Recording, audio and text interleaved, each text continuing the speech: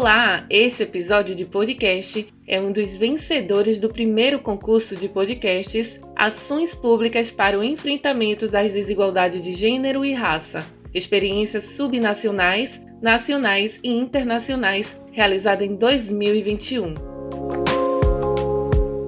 O episódio de hoje, Ações Públicas para o Enfrentamento das Desigualdades de Gênero e Raça, Experiências Subnacionais, Nacionais e Internacionais, o Estado dos Yanomami. Discute ações públicas para o enfrentamento das desigualdades de gênero e raça.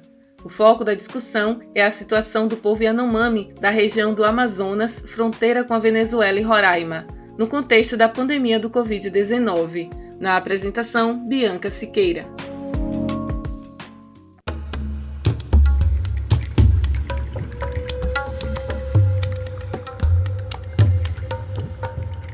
Os anos de 2020 e 2021 não foram fáceis para os brasileiros, menos ainda para aqueles que vivem sob a tutela do Estado e estão em constante negligência por parte do poder público. A pandemia do coronavírus escancarou desigualdades sociais, as irresponsabilidades estatais e as mazelas que o Brasil maquiava e ocultava. Tudo isso sendo visto a olho nu nas ruas de nossas cidades brasileiras. Imaginemos então como está a vida daqueles que estão invisibilizados desde a colonização portuguesa.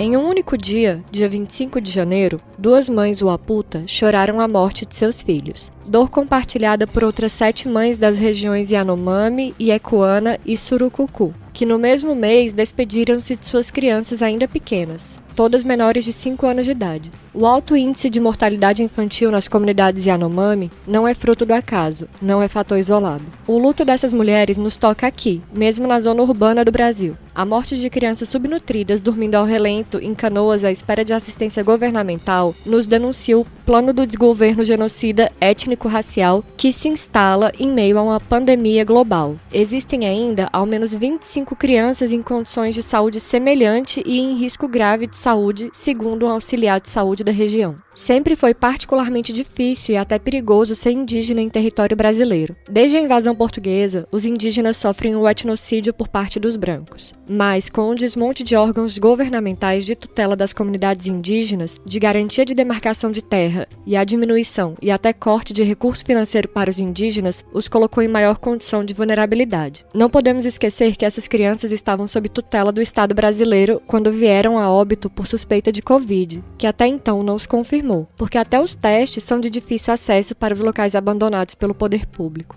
Mesmo com certo avanço nas políticas públicas voltadas para as comunidades indígenas e quilombolas no Brasil com a Constituição de 88, a perseguição, etnocídio e genocídio desses povos não foram freados. Os garimpeiros dão continuidade a práticas de extermínio de comunidades tradicionais através de estratégias colonialistas, como por exemplo o envenenamento químico, ameaça, coação e até mesmo violência física. Doenças ocidentais são espalhadas entre os povos tradicionais com o intuito de extinguir aqueles que não se submetem à vontade e poder dos grandes garimpeiros, madeireiros, latifundiários e até mesmo do Exército Brasileiro.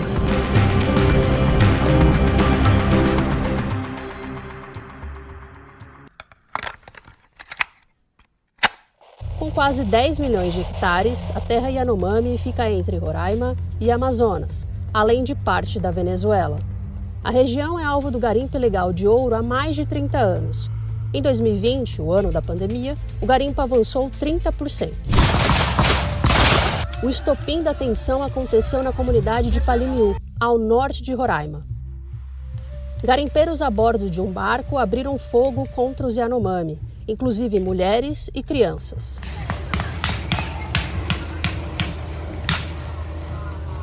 A Polícia Federal foi comunicada sobre a morte de 3 garimpeiros, mas elas não foram confirmadas. Um Yanomami foi baleado de raspão na cabeça.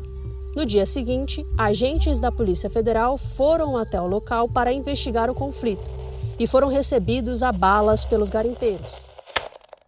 Segunda parte. Políticas públicas indigenistas. Para falarmos em políticas públicas e questões étnico-raciais, é importante delimitarmos alguns conceitos que abordo aqui.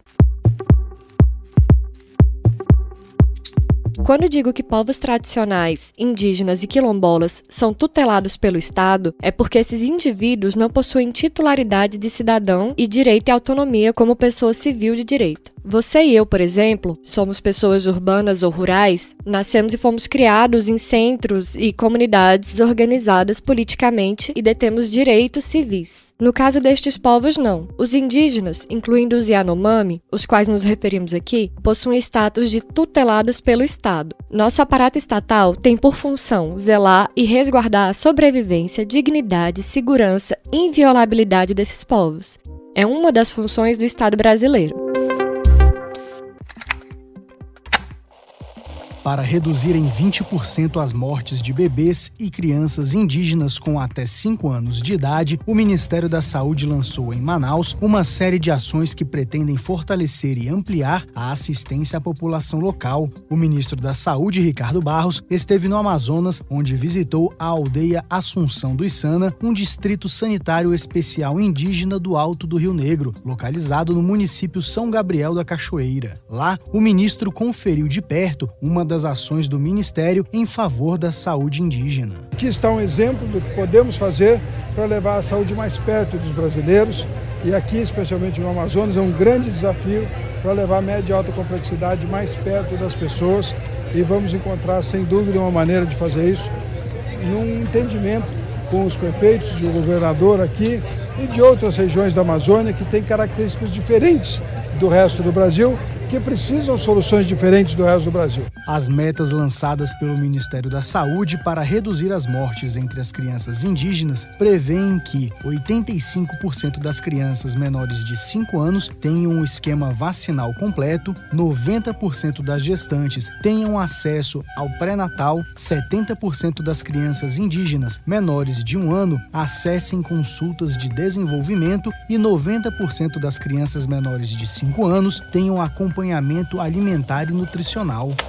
A Constituição de 88 veio para reunir e reformar leis retrógradas e racistas anteriores, que ainda mantinham as comunidades tradicionais em uma condição de presos no tempo, entre aspas aqui, e povos que precisariam ser trazidos para a dita civilização. Assim, a FUNAI passa a ter o papel fundamental na responsabilidade e assistência dos indígenas brasileiros, apesar das constantes tentativas de supressão e extinção deste órgão. A construção de quartéis militares nas terras Yanomami não apenas aumentaram as tensões locais, como também trouxe um novo tipo característico de violência para as mulheres da região. Elas passaram a ser alvo de prostituição por parte dos militares, que transmitiram doenças sexualmente transmissíveis para um povo que até então não tivera contato com essas enfermidades. A suposta segurança que o Estado brasileiro buscava na região amazônica em resguardar as fronteiras e a seguridade nacional foi apenas uma cortina de fumaça para a atrocidade que mulheres indígenas foram submetidas. Isso após os anos 90, coisa que achávamos que já estava extinto, a prática de mulheres serem pegas no laço. Esse termo caracteriza uma prática que acontecia por parte de homens brancos que sequestravam mulheres indígenas para estupro e casamento forçado, práticas que acreditávamos ter tido fim.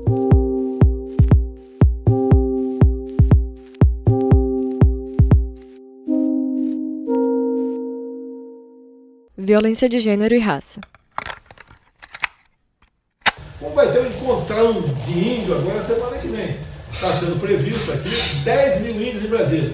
Quem vai pagar a conta dos 10 mil índios que vêm para cá? De ônibus, de carro particular que muitos deles dirigem, né? De avião, hospedagem, hotel, etc. É você também. Nós queremos o melhor para o índio brasileiro, que é tão ser humano como qualquer um que está aqui na frente de vocês agora. Mas essa farra vai deixar de existir no nosso governo. Importante entender como todo este contexto de violência e mortalidade infantil atinge uma parcela específica da população que tem etnia e gênero. São mulheres e são indígenas. A violência que se instaura em 2 aspectos: a imposição de uma cultura específica através do etnocídio de culturas diversas e a exploração de mulheres que sequer tinham a concepção de papéis de gênero como nós conhecemos na realidade ocidental. São essas mulheres que estão sendo exploradas sexualmente e perdendo seus filhos em barcos de maneira insalubre e desumana. Negamos aqui a essas mulheres a continuidade de sua vida, da vida de seus filhos e também a manutenção de sua cultura e de sua comunidade. É o etnocídio em sua essência. Extingue-se não somente a vida dos Yanomami, mas também seu estilo de vida, sua cultura, sua crença e também os seus descendentes.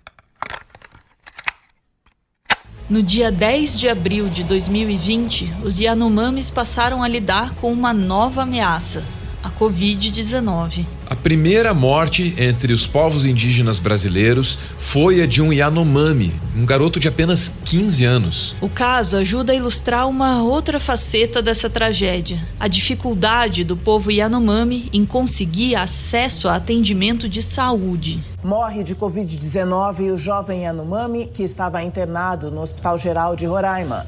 Alvanei Chirichana tinha 15 anos e um histórico de complicações de saúde, desnutrição, anemia, malária contraída várias vezes. Essa foi a primeira má notícia da pandemia para os povos indígenas e ela foi especialmente cruel porque se tratava de um menino, de um adolescente. Outras más notícias vieram nas semanas seguintes. Até o dia 12 de abril, já tinham sido registrados 77 óbitos entre povos de 34 etnias indígenas do país. O número de infecções confirmadas era de 308.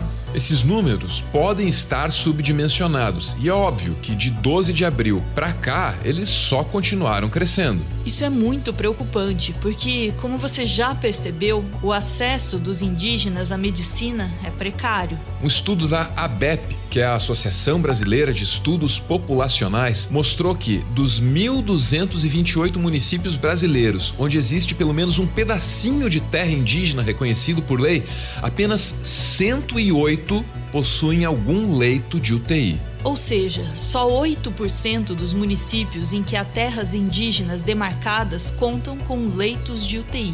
Você percebe a gravidade dessa situação? Porque se você é um indígena e pega a Covid, as suas chances de ter acesso a um leito de UTI são mínimas. E sem atendimento, você teria mais chances de morrer. Políticas públicas.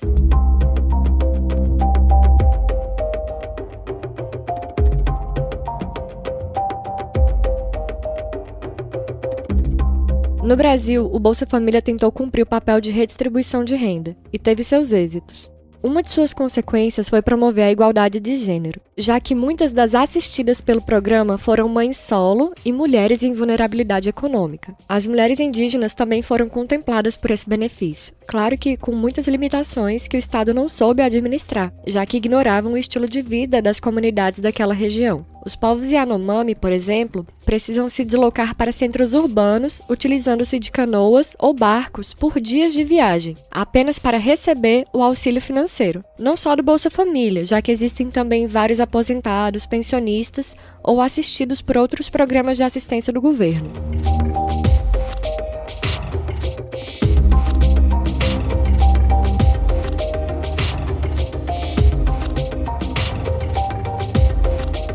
Transmissão do homem branco.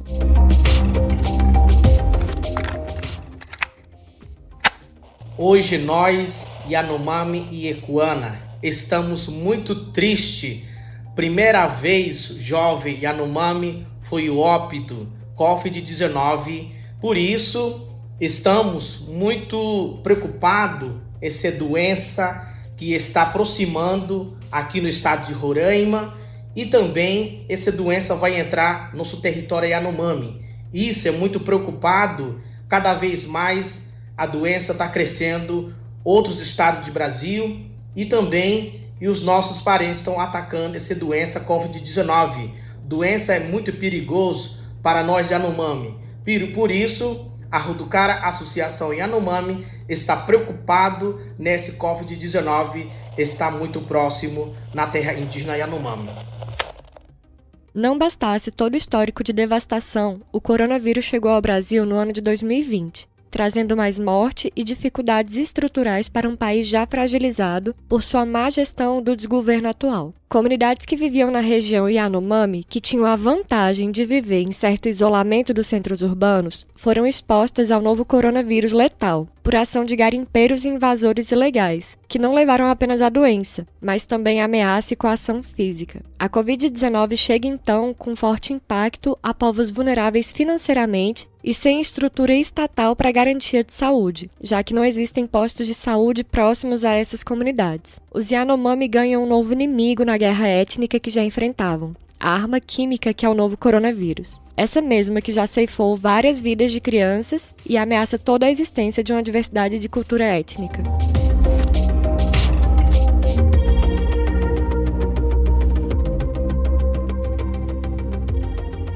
Produção e narração por Bia Siqueira. Este podcast conta com áudios de Portal G1, Governo Federal, Meteoro por Trás da Ciência, UOL e Amazônia Real. Os links estarão disponíveis na descrição deste episódio. Este podcast faz parte de uma iniciativa em parceria com a Associação Nacional de Ensino e Pesquisa do Campo de Públicas, Fundação João Pinheiro, Fundação TID Setúbal e a Universidade Federal do Rio Grande do Norte. Também teve apoio da Ação Brasileira de Combate às Desigualdades. O concurso premiou os 10 melhores podcasts e este foi vencedor em 4º lugar. Compartilhe essa ideia em suas redes sociais e até o nosso próximo episódio.